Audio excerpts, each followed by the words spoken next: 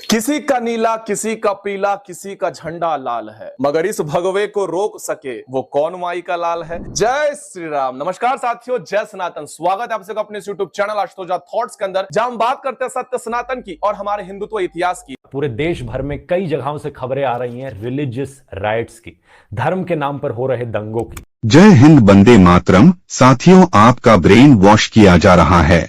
सांप्रदायिक सौहार्द और धर्म के नाम पर अगर आप सिर्फ एक पहलू को देखते हैं तो आपको धर्म क्या है इसका कभी नहीं पता।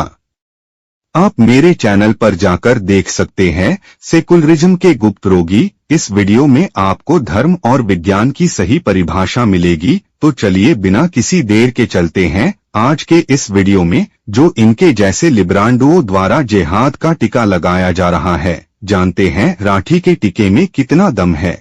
पूरे देश भर में कई जगहों से खबरें आ रही हैं रिलीजियस राइट्स की, धर्म के नाम पर हो रहे दंगों की। दिल्ली में जहांगीरपुर, राजस्थान में करौली, मध्य प्रदेश, आंध्र प्रदेश, उत्तराखंड, गुजरात, कर्नाटका। लेकिन ये सब तो सिर्फ अभी के कुछ एग्जाम्पल्स हैं। पिछले कुछ सालों से एक जनरल ट्रेंड सा कहीं ना कहीं दिख रहा है कि देश में धर्म के नाम पर नफरत लोगों के बीच में बढ़ती जा रही है। 1 मिनट, बार बार धर्म को टारगेट करना क्या इरादा है तुम्हारा? बार बार हर बार धर्म के नाम पर कटोरा क्यों नहीं ले लेते? बंद करो यह गंदी वाहियात, घटिया तरीन मखलूक बातें। धर्म की परिभाषा एक शब्दों में कहे तो मानवता। और मानवता को तुम मजहबी रंग चढ़ाकर धर्म का नाम देते हो। मोदी तुम्हारा दोस्त होगा, दुश्मन होगा। तुम खूब क्रिटिसाइज करो, पर तुम्हें तो धर्म पर बात करना है। इतना दोगलापन लाते कहां से हो? इनके खास परिवार के लिब्रांडू वामपंथी का एक ग्रुप जो इतिहास को हमेशा अपने इच्छा अनुसार लिखता रहा। धर्म की परिभाषा और संप्रदाय की परिभाषा की अम्मा अम्मा अब्बू अब्बू करके मजहब के हरे चादर से ढक दिया। अब तो डियर कामरेड कहकर देश चलाते हैं। लश्कर के इस सारी जमात इतिहास से तुम्हारा नाम मिटा देना चाहते हैं। आप जैसे भाईचारा वाले भाई लोग रिश्तेदारी निभाते रहे, इसके लिए आपको खैर। Minister of state for home affairs Nityanand Rai ने पार्लियामेंट को बताया कि 2016 से लेकर 2020 तक का जो पीरियड था, इनमें 3400 के करीब दंगे देखने को मिले धर्म के नाम पर। कम्युनल / रिलीजियस राइट्स देखने को मिले। इन सब दंगों में कहीं ना कहीं एक पैटर्न सा दिखने लगा है। एक भीड़ अपने हाथ में हथियार और तलवारें लिए रैली निकालेगी। उसमें से कुछ लोग गालियां देंगे दूसरे धर्म को, कुछ लोग वहां पर पत्थर फेंकेंगे, कुछ कहेंगे कि यहां पर आउटसाइडर्स को लाया गया है दंगे करवाने के लिए। कुछ पॉलिटिशियंस और धर्म के ठेकेदार भड़काऊ भाषण देंगे। और फिर जब दंगे खत्म हो जाएंगे तो फिर कुछ हार्ट वार्मिंग कहानियां सामने आएंगी कि कैसे एक हिंदू इंसान ने अपने मुस्लिम नेबर को बचाया। यह क्या बकचोदी है? आपने सुना कितना जहर भरा है इनके अंदर। शोभा यात्रा हिंदू निकालते हैं और शांति प्रिय मजहब वालों को उकसाते हैं और हिंदू दंगे करते हैं। आपके मुंह में यह मुतकर चला गया और आप अभी भी इसको महान समझते हैं। अभी तक इसके बातों से यह साफ पता चल रहा है कि जितने भी दंगे होते हैं वह सब हिंदुओं के तरफ से होते हैं। पर आपको तो भाईचारा निभाना है। अब इनके बारे में तो कहना ही बेकार है। जी होकर थुक चाटना तो लिब्रांडुओं के लिए सुहागरात मनाने जैसा है। जर्मनी में बैठा एक जिहादी जेब कतरा भारत में भारतीयों को ज्ञान बांट रहा है। आइए देखते हैं इनके दुल्ला भाई, इनके खाला के खासम, इनके अब्बू के शांति दूतों की हरकत और सच्चाई। दंगाइयों की पहचान की जा रही है। अब तक 14 दंगाइयों की पहचान करके उनको गिरफ्तार कर लिया जा चुका है। 7 मामले पुलिस ने इस पूरे मामले में दर्ज किए हैं और असलम, अंसार, नूर आलम, इन 3 लोगों को गिरफ्तार किया है। साथ ही साथ इनके साथ 11 और लोगों को गिरफ्तार किया है। अंसार और असलम, ये वो 2 लोग हैं। अंसार पर यह आरोप है कि उसने दंगे को भड़काने की शुरुआत की और उसके बाद असलम पर यह आरोप है कि उसी ने फायरिंग की। उसके पास से पुलिस को एक पिस्टल भी बरामद हुई है। तो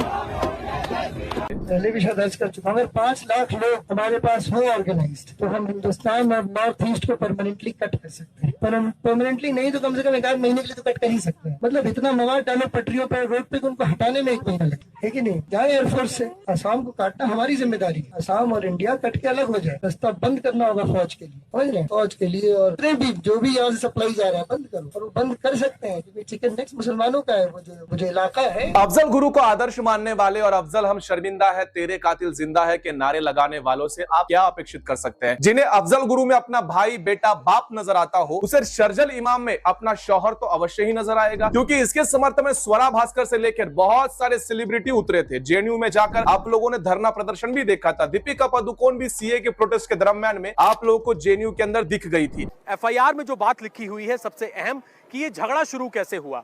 झगड़ा शुरू हुआ शाम के वक्त जब दूसरी शोभा यात्रा मस्जिद के पास से निकल रही थी। उस दौरान अचानक से अंसार नाम का एक शख्स वहां पहुंचा, उसके साथ 4 और लोग थे। उन्होंने शोभा यात्रा में पीछे की तरफ जो मौजूद लड़के थे उनसे झगड़ा शुरू किया, मारपीट शुरू हुई और उसके बाद पत्थरबाजी शुरू हो गई। और जब पत्थरबाजी शुरू हुई, हंगामा देखते हुए हंगामा इतना बढ़ गया कि दोनों समुदाय इस इलाके में रहते हैं, दोनों के बीच पत्थरबाजी हुई, दबा के वहां पर कांच की बोतलें फोड़ी गई, एक दूसरे पर हमला किया गया। तभी एक असलम नाम के शख्स ने फायरिंग की जिसमें एक पुलिसकर्मी को गोली लगी, पुलिसकर्मी घायल हुआ। हालांकि अब वो खतरे से बाहर बताया जा रहा है।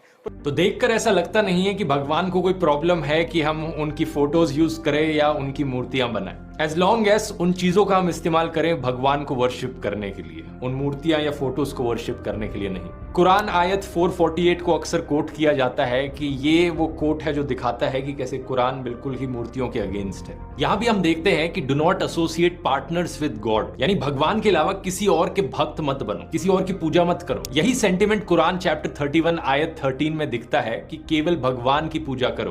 तो ये कहना कि सारे मुस्लिम्स सारे नॉन मुस्लिम्स को काफिर मानते हैं, ये एक बहुत ही गलत नोशन है। जो लोग नफरत फैलाना चाहते हैं उन लोगों के द्वारा ऐसी चीजें फैलाई जाती हैं। इस्लाम शब्द का मतलब ही होता है सबमिशन बिफोर द गॉड, भगवान के सामने झुकना, और मुस्लिम शब्द का मतलब होता है जो इंसान भगवान के सामने झुकता है। इसलिए एक लिबरल मुस्लिम के पर्सपेक्टिव से कोई भी इंसान जो किसी भी धर्म में मानता है वो एक मुस्लिम है, क्योंकि अपने धर्म में उसने भगवान को जो भी नाम दिया है वो उस भगवान की पूजा कर रहा है और भगवान के सामने झुक रहा है। और ये मेरा कोई पर्सनल ओपिनियन नहीं है, एक्चुअली में ऐसा है। सिमिलरली हिंदू धर्म को अगर आप सही स्कॉलर से सीखोगे तो आप प्यार और मोहब्बत की बातें सीखोगे, लेकिन अगर कट्टर लोगों की बातों में आए तो वो इन्हीं गीता के श्लोक्स को ऐसे तोड़ मरोड़ के पेश करेंगे कि आप हथियार उठाने पर मजबूर हो जाओ। कहीं नहीं लिखा हुआ है धर्म हिंसा तथैव च, और इससे आपके रोंगटे भी खड़े हो जाने चाहिए कि ये कौन सी सेंट्रलाइज्ड कॉन्स्पिरेसी यूनिट है जो इतनी बड़ी बड़ी साजिशें करती है कि जो बात धर्म ग्रंथ में लिखी भी नहीं हुई है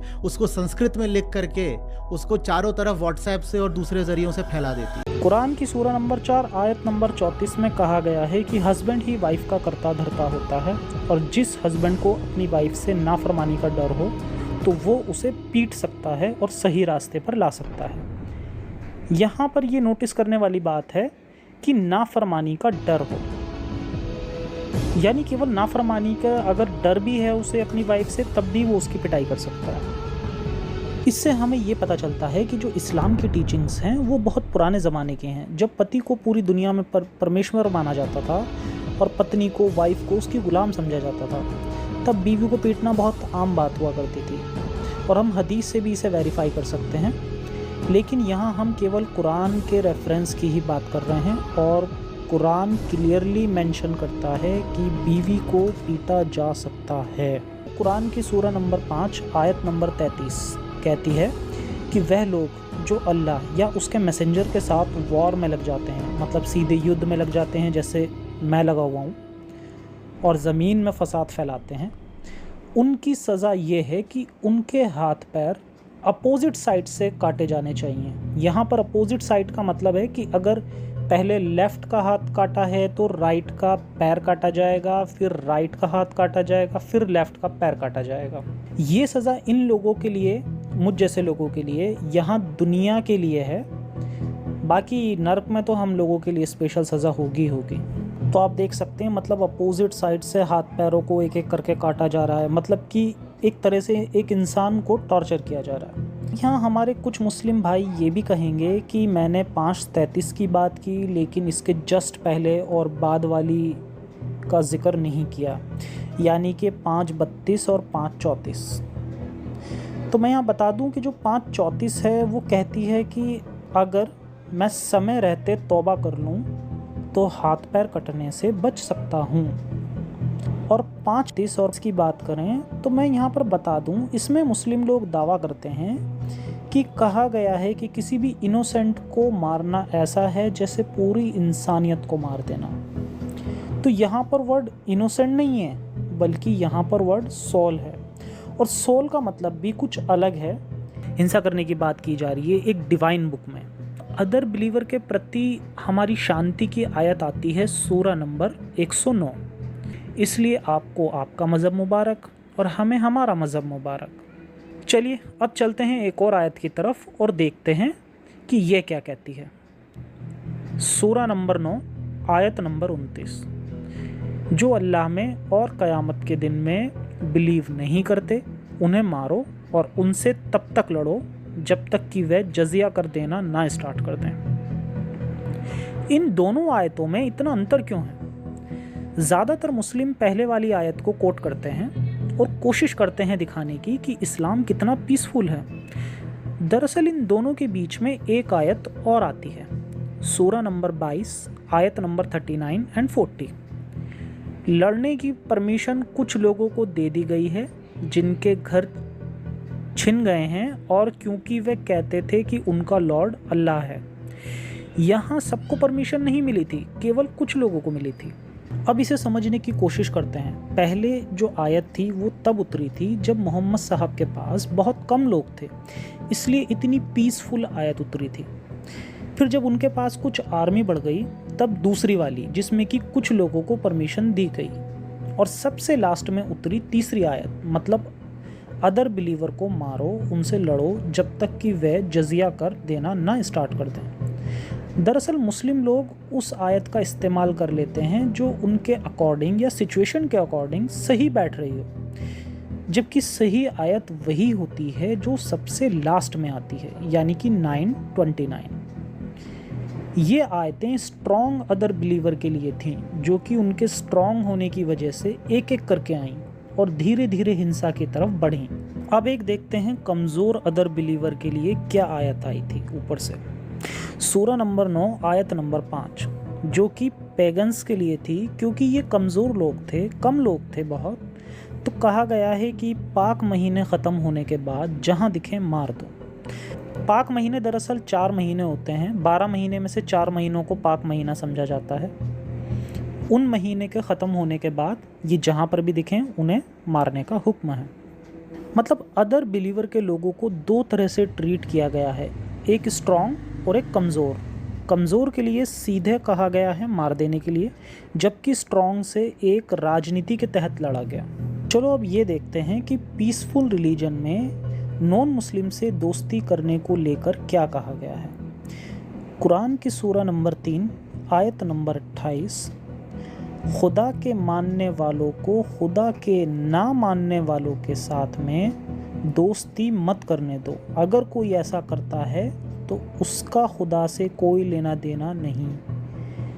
यहाँ पर एक चीज़ ये भी कही गई है, एक्सेप्ट प्रूडेंस, मतलब अगर आपका मतलब निकल रहा है तभी आपकी दोस्ती सही है, अदरवाइज दिल से दोस्ती मत करो। एक ही और देखते हैं 5:51, ओ ईमान वालों, यहूदी और क्रिश्चियंस से दोस्ती ना करो, उल्टा वो आपस में तुम्हारे खिलाफ दोस्त हैं और जो उनके साथ जाएगा वो भी उनमें से एक होगा।